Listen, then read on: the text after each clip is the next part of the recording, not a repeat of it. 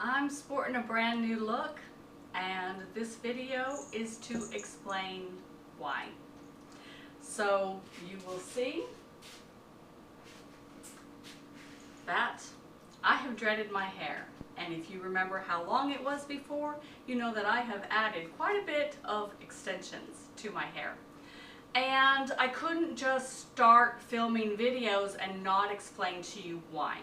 So if you're brand new and you just came to the channel because this video lured you in, I hope that you'll stick around. I will have a playlist based on the dreads and the hair, and there's lots of other content that hopefully you'll find something that just speaks to your heart and that you enjoy. So I want to explain why I did it. And if you know anything about this channel, it's called Resist. And the reason it's called Resist is I encourage people to resist social norms, okay? So what better way to do that than to lock up my hair, right? And I also want, as a third reason for doing the video, is to get people to open their minds a little bit. Don't be so judgy, and I have said that before to specific people. Don't be so judgy. Let people live their life, and don't look at what they look like and say, oh, they must be like this, or they said that, or they've got something in their kitchen that you don't like, and so you judge them based on that. Don't be so judgy. And maybe, just maybe, I will inspire perhaps even an older woman like myself to do something radical, just to, embrace your true self. And right now, I'm feeling my oats, guys. I have embraced my true self. So let's get right into it. The first time I saw a Caucasian woman, and it was actually two women, with locked hair, and I hope you can see what I'm referring to when I say locked hair, was when I was a fiber artist in Santa Fe back in 2008, 2009, that era. Well, 2006 to 2009. It was during that time, and Santa Fe is its own little culture, and people are just live and let live, and it's a very touristy place, and there's lots of natural and organic, and people just feeling the vibe and embracing their nature. And you know, you can be who you want to be in a place like Santa Fe or San Francisco or, oh, I don't know, Myrtle Beach, Florida, or Key West, whatever. There are certain places that just embrace that, right? And Santa Fe was one of those places. And I was a fiber artist, and so I had a ranch, and I raised sheep, goats, llamas, and I sheared them myself, and with the help of my son, he had to catch the animal. And I would spin the fiber into yarn, and I would knit and crochet and felt and weave and sew yarn as well. And so I ran across these young women, and they had just done the top part of their hair and left all the rest. And it was just absolutely beautiful. And for me, I just started asking them questions. I was just really interested, okay? And the answers they gave me just really spoke to me. And the reason for that is I have straight, flat hair, okay? Straight, flat, baby fine hair, but I have tons of it, okay? So I'm 54, guys, in case I haven't said that before. I am 54 years old, and so I grew up in the 80s. I was a teenager in the 80s and a young woman in the 80s, and so it was the permed big hair, and we had to do that because flat, straight hair, and just the shape of my face and my features, I don't look well I don't look good. I don't look my best. I don't feel my best. I feel frumpy. I look frumpy if my hair is flat and straight. So perming was just, I perm my hair to death. And if you've ever done that, or if you're an older woman like me and you lived through that time, you will know that you get any little bit of growth and it's done. Your look is done. You then have to, you know, pin it up or curl it or you know, whatever. It's really curling iron, and back then it was the Aquanet hairspray, and you know, we'd walk by and knock somebody out. We had so much hairspray in our hair, and God forbid anybody light a match near us because you would be going up in flames along with us. So that's my era, and I didn't understand at that time, but here in the last few years I have had my energy analyzed, and that's a separate subject. But what I found out was I am what's known as a type 3 energy. And that means that I'm very outgoing, boisterous. I talk with my hands. I walk with a stump, you know, just kind of strut, you know, stomp my feet. Very opinionated and outgoing and kind of bossy. And we mother everyone. And that's my energy. And part of that energy is not wearing black.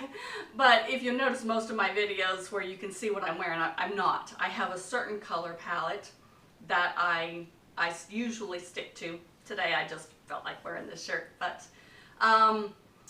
so it's the colors and it's textures. So our hair has to be textured, and you know, locks are very textured, and it has to be up, it has to be full on our head. So as I've said in the past, I'm disabled. So I have back problems, I have neck problems, I have arthritis in my hands and neck, I have carpal tunnel, both hands. And so all those hours and hours of curling the hair, and it used to take me 2 hours to do my hair, makeup, and the whole bit. And then an hour later it would fall. And oh my God, you know, if my husband or boyfriend tried to touch my hair, get away from me, I've got it just right, leave it alone. And so that kind of put a damper on things as well. So now I know that my energy pattern is someone who needs height and texture. And, you know, this suits me, guys. It really suits me. So that was a big part of when I met those women and started talking to them and seeing that it gave them that volume without having to spend hours and hours and hours on their hair. So I wanted to do it back then, and someone talked me out of it. And then a few years ago, you know, I've always had long hair. And a few years ago, I found a woman on the YouTube, and she was older, and her goal was to have her locks fully mature by the time she was 60. And so I followed her, you know, channel, and she just inspired me, and I wanted to do it again. And my husband wasn't receptive. I didn't approach him about it, but during our time together, we would walk by someone who had locks in their hair, and he would pull this face and make snide comments, and so I knew don't even approach it. But I would do little locks in my hair and then put the top down over it so that I would have that fullness during the day, and then the next day I'd just brush it out and start over again, you know, without him knowing what I was doing. And eventually I got to the point where I was, you know what, I don't give a damn what he says. I'm going to do what I want with my hair. And so I started talking to my mom and my sister about it. And oh my God, don't do that. We know somebody with locks and they stink and it's dirty and it's messy looking, and oh, they gave me such crap. And I showed them pictures of women who had hair similar to what I've got right now. And they said, oh, well, that is pretty, but don't do it, Tina. You'll regret it. Don't do it.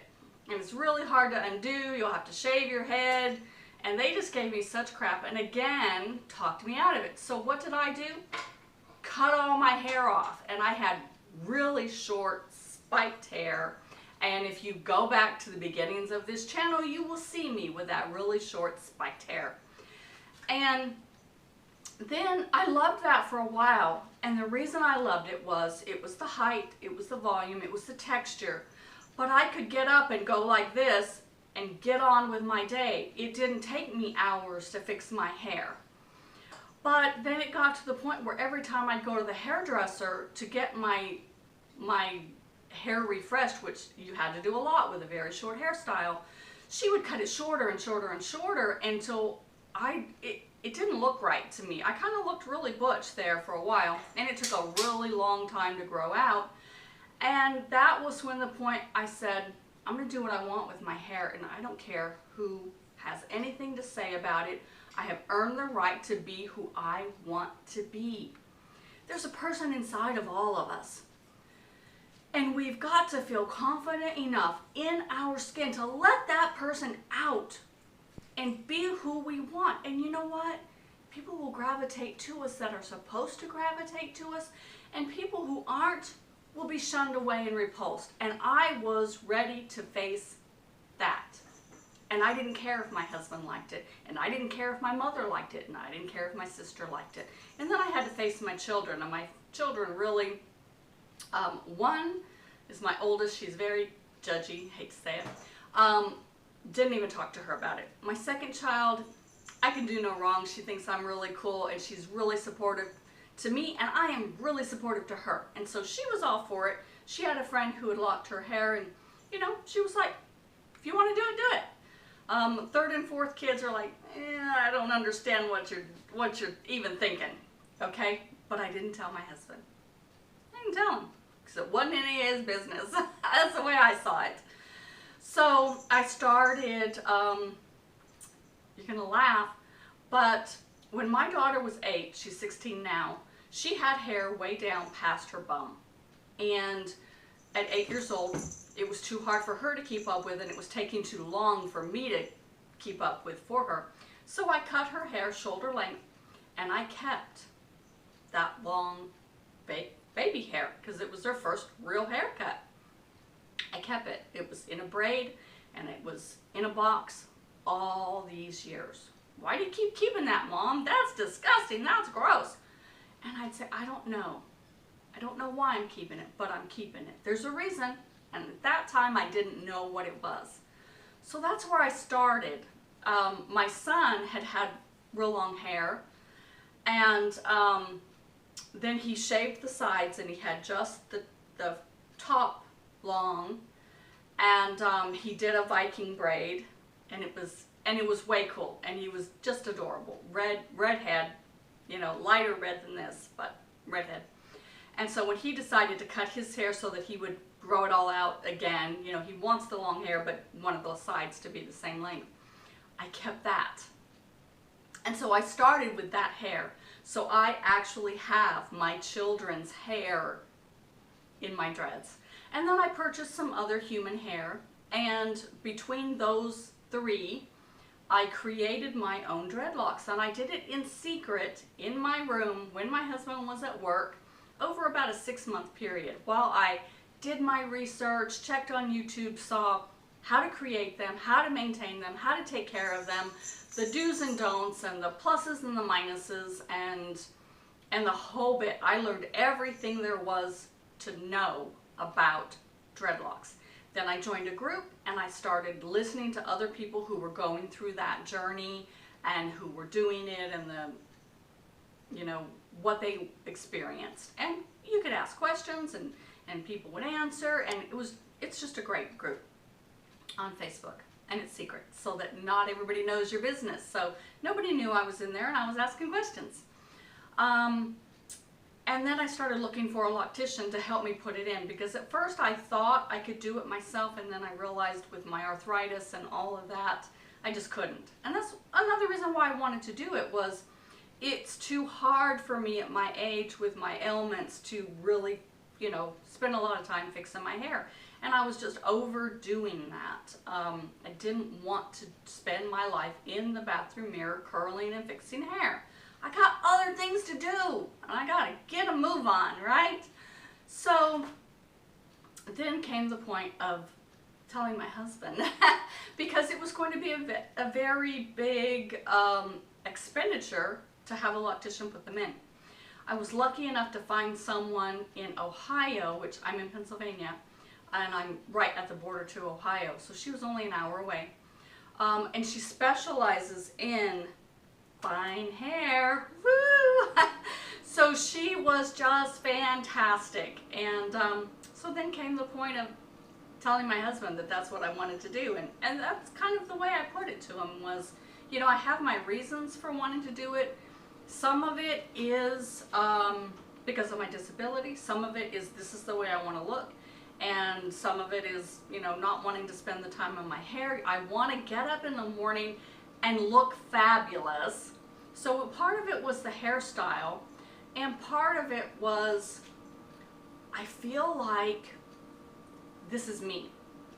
I would find pictures of women, some of them younger, some of them much older, with solid gray dreads, and I identified with them. And so when I presented my case to him, you know, I'm just giving you a heads up that this is going to happen. I didn't ask permission because Tina don't play that game. I told him this is going to happen and I don't want you to be shocked, okay?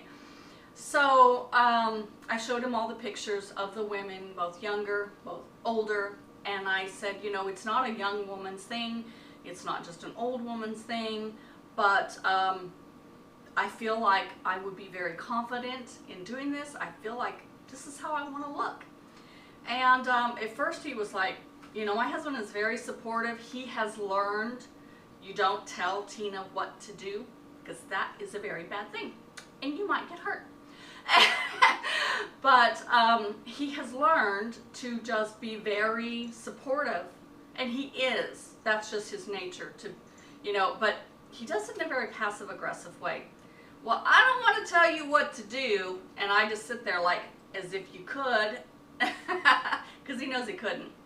But I don't know about that, you know, and that was his reaction. And after I showed him the pictures, he was like, well, if it's what you want to do, I'll support you in it. But you could tell he just really was not on board. And the closer it got to my appointment, the more he started thinking, maybe I should do that with my hair. So he's really thinking about it now. So he's going bald on top, and he sees that this may be a way for him to hide that, because he's vain like everybody is vain. You know, we are. He is less so than me because I'm a Leo, and that's just, Leo is all about our mane. We have to have our mane. So now my daughter, my 16-year-old daughter, was like, I don't get it. And the best compliment she gave me was the other day, she had music going and she was doing dishes and a song came on and I was just dancing around and she's just watching me and she goes, I like your hair. I didn't think I would, but I actually like it.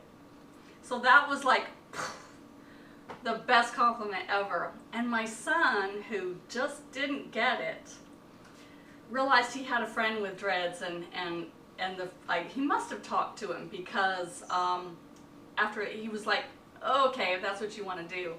But he was in my room and we were chatting and I had my hair down and I was touching it and I was playing with it and I was separating, and because you have to separate quite a bit or they will kind of Congo together. They call that Congoing. They will grab onto each other and hold on, and you'll have one big dread if you don't sit and separate them, keep them separated. So I was doing that. We're chatting away, and I'm separating my hair and playing with them and doing this and that, and I put some conditioner at the ends, just at the ends. Don't put it in the dread, just where I have all this loose hair at the ends. I was conditioning those ends, and so I'm messing with my hair. And he told me later, he said, Mom, he said, I didn't say anything at the time, but I really started thinking about that. And he said, I was watching you. You know, he's 23. He said, I was watching you play with your hair. And he said, you just shaved 40 years off of your look. I saw you as your 17-year-old self, what I imagine your 17-year-old self would be just sitting playing with your hair, just the valley girl, and I'm from California. And that just touched my heart, that my children see that in me. And I was a little worried how people would perceive me and view me, because, you know, people are judgy, and again, don't judge. People are judgy, and so I was worried about that going out, how people would look at me. And so far, all I've got is really big smiles. So we went to the movies last night, and I asked my husband when we came back, I said, now you would notice this more than me, but did you see anybody looking at me funny, like they didn't approve of my look? Because I had my hair down with just the top put up. And he said, only one guy, and he was looking at you with love. so that made me feel really good. So far, everybody's been really, really great about it. And like I said, I want to do a whole playlist as I go through this journey, explaining it, telling you the steps and what I'm experiencing. And I hope I will empower people, because this channel is about empowering women. So I hope I will empower you to embrace your true self, whoever that may be. And I hope I will empower you to not be so judgy. Have a good day, guys.